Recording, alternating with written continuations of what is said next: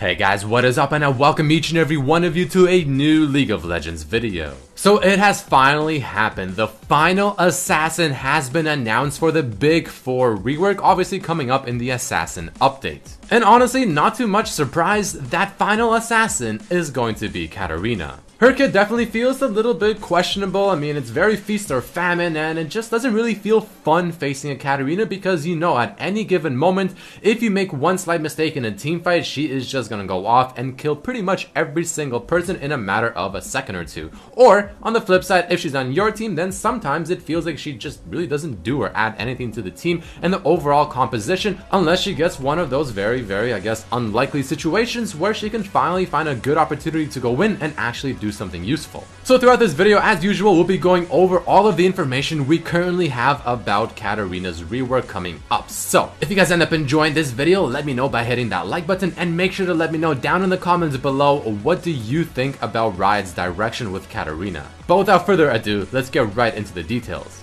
So there are 4 main things that Riot is going to be trying to change around Katarina with her upcoming rework, and the first of which is titled as following: tactical play. This is pretty much building on what I just said about Katarina, how she's in a team fight, you know, either doing a lot of really crazy things and killing every single damn person within a matter of seconds, or quite the opposite, not really doing or providing anything. But the main thing is the fact that when she does find that opportunity and just goes absolute ham and kills every single person in just a couple of seconds, it's kind of happening a little too fast. It feels like it's pretty much impossible to react to if she's given the right opportunity. And I'm sure by now everyone is quite aware that Riot's main intention with this assassin rework is overall not only giving more counterplay to the assassins, but also giving them more things they can do and more ways they can outplay their opponents. So overall, they're also adding more counterplay to Katarina's kits, but in turn they also want to increase the mobility of the champion and give her more options to dance in and out of encounters. The second major direction that they're trying to essentially change around with Katarina is her laning phase. This is actually a pretty big one because currently Katarina's laning phase is known to be arguably one of the worst of many assassins. Because what do you do as Katarina in the laning phase? You just spam Qs. I mean, thank God it doesn't cost any energy or some kind of resource, but you spam Qs. It doesn't really do that much damage, but you're really just trying to get as much CS as you possibly can with your Qs without just completely losing some form of trade. So their goal is to make her laning phase pretty much a deadlier dance for both parties involved. Direction number 3, once again another very big one, arguably one of the bigger ones as well, based on community feedback: mastery and skill expression. Now it's no secret that whenever anyone talks about Katarina, how she just got a penta or just a champion in general, most people laugh at that. I mean, they laugh at Katarina's skill. Everyone thinks she's just a face roll champion that is just the easiest to play of any champion in League of Legends almost, and you require almost next to no skill to play her. It's no secret that that's kind of how the community in general views this champion, and Riot is well aware of that, even though, and I agree with this, Katarina is actually much more difficult than she looks. Because finding those opportune times to go in a team fight, you know, tracking CC, and just overall getting your combos actually right is much more difficult, especially in the higher elos. But their goal with this change is going to be to try and kind of make it more obvious when Katarina actually did something impressive, something that you can actually look at either as another player in the game, being the one actually playing Katarina, or being a spectator. You can be like, you know what, that was a fantastic outplay, that required a lot of skill, or something along the lines of that. Essentially, they want to make Katarina seem and be recognized as a champion that does require skill rather than how everyone currently views her. And the final thing we'll be talking about is Katarina's reset, her passive, the thing that Katarina is pretty much known for. All in all, Riot thinks that the reset potential that she has with her passive, even though it's still going to be intact, is kind of weird because it creates sort of a feast or famine opportunity with Katarina where she's either very useful or not very useful whatsoever. So like I said, the resetting potential with Katarina is going to stay intact because that is what makes Katarina, Katarina. But they are looking to make new ways to reset with Katarina and add more layer to it, maybe specifically with her E. And it seems like they're heavily considering, if not maybe already have made a decision, to remove the ability for Katarina to shunpo onto wards. Because apparently she'll have enough mobility in her new kit already that she wouldn't require this, and it will just make things either way too complicated or just simply too much. But either way, guys, there you have it. That's the new direction Riot is trying to take Katarina. Let me know what you think about it down in the comments below. But as usual with these videos, before we end it off, let's take a look at several very interesting Rioter comments.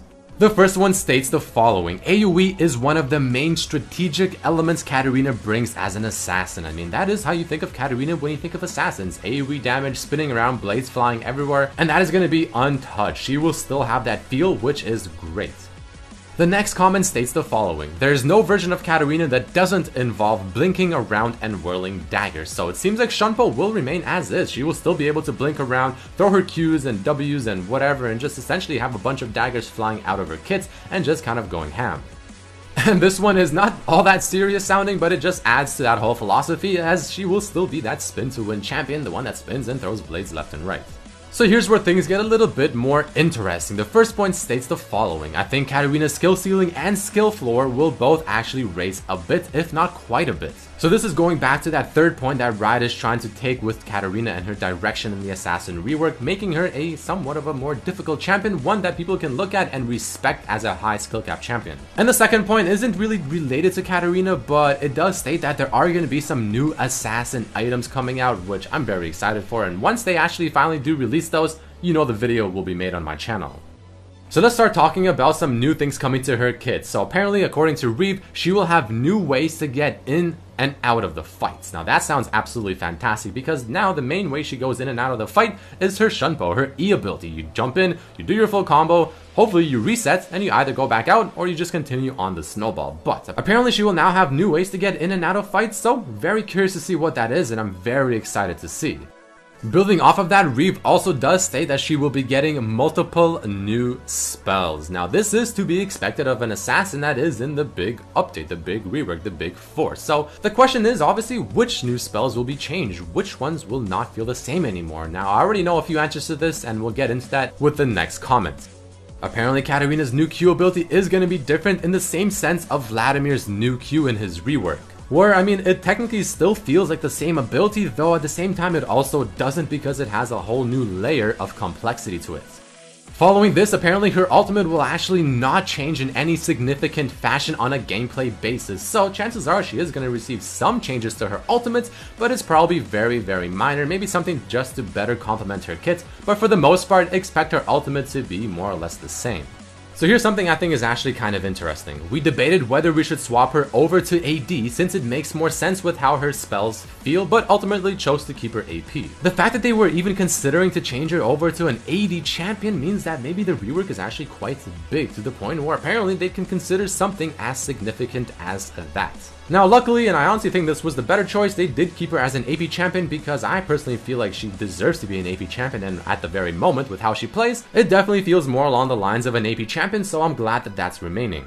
So this comment here sort of backs up what I've already said. Again, not changing her to AD, keeping her as AP. Unlikely that her ultimate will undergo significant changes, though Grievous Wounds is still a question we are figuring out. The 15% damage reduction is probably not going to be staying on her Shunpo, because apparently she has so many new ways to be mobile that having some form of defensiveness in her kit is going to feel a little bit awkward and maybe just simply too much. And like we said earlier, Bouncing Blades, her Q is going to be reworked again, very similar to how Vladimir's Q got reworked. And here's the final comment that I want to share with you guys, which is I guess more sort of a discussion. Reeve states at the very top how he played her in the playtests and that she is more fast-paced than before, and it's not in a way of just hit all my buttons really fast. And when asked to compare her new fast-paced playstyle to a champion currently in the live servers, he ended up using Zed and Yasuo as an example, which I'm perfectly happy with. They're my two favorite champions. And at the very last comment he says he wouldn't be upset if she had a mastery curve similar to Yasuo, which arguably has one of the highest, even though I know a lot of people seem to disagree with that. But that right there, ladies and gentlemen, is about it for this video. I mean, that's a lot of new information about Katarina's upcoming rework, the playstyle they want to try and achieve with her, the direction,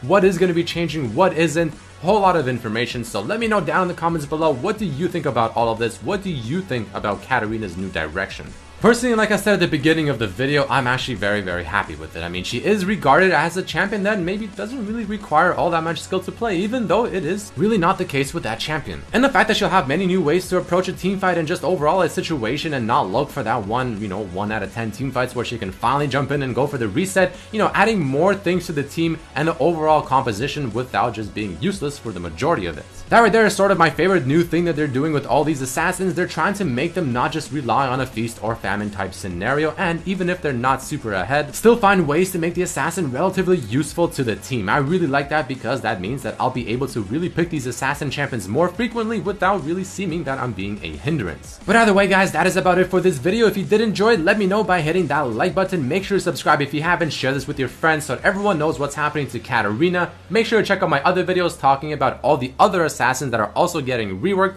But I thank each and every one of you so much for watching. Hope to see you for the next one. Peace.